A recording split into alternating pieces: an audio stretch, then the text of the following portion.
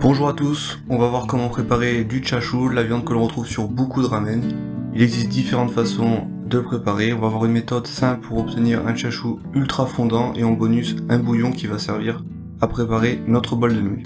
Allez, c'est parti. On va commencer par préparer une marinade avec 360 ml de sauce soja, 40 g de sucre, 10 g de sel, une demi-cuillère à café de MSG, 15 ml de saké, 2 gousses d'ail, un oignon de printemps.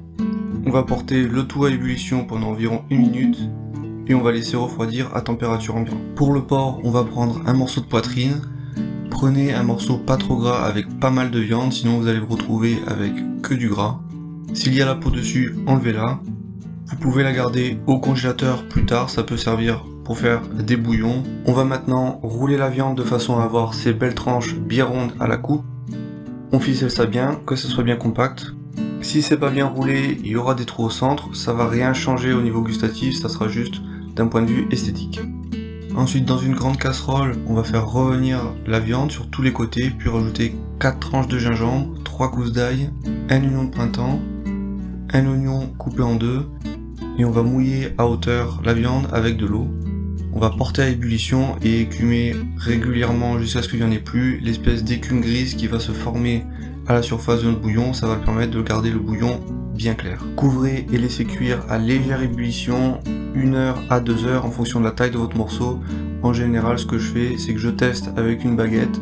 Si la baguette rentre dans la viande facilement, c'est que la viande est cuite. Une fois la viande cuite, on va la retirer de la soupe.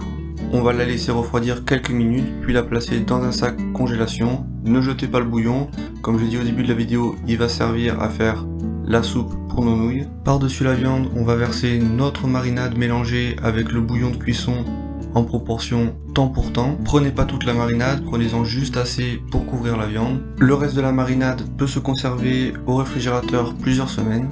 Ensuite, on va placer notre sac congélation avec la viande et la marinade dans un saladier rempli d'eau, ce qui va permettre premièrement de refroidir la viande rapidement et de deux, de chasser l'air tout autour du sac de façon à obtenir un genre d'effet sous vide qui va aider à répartir la marinade tout autour de la viande. On ferme le sac et on laisse mariner soit une nuit au frigo si c'est pour manger rapidement, soit vous pouvez congeler une partie à ces étapes pour la manger plus tard.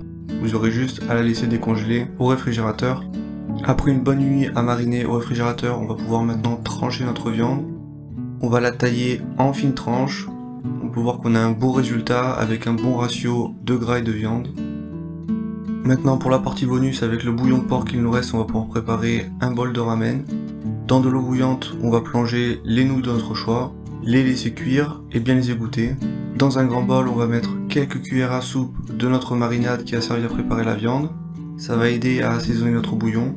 Je vous conseille aussi de goûter le bouillon avant. S'il manque de goût, vous pouvez rajouter du bouillon de poule, du sel, du poivre.